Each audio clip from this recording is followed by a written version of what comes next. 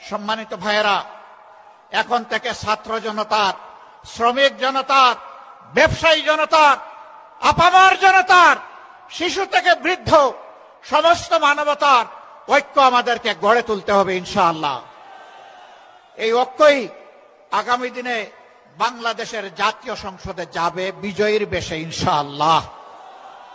এ বিজয় কেউ ঠেকাতে পারবে না ইনশাআল্লাহ। কারণ আমরা আছি মজলুমের পক্ষে, আমরা আছি অপশাসনের বিরুদ্ধে, আমরা আছি বৈষম্যের বিরুদ্ধে, আমরা আছি ন্যায়ের পক্ষে, আমরা আছি আল্লাহর দেওয়া কোরআনের বিধানের পক্ষে। এ বিজয় আমাদের হবে ইনশাআল্লাহ।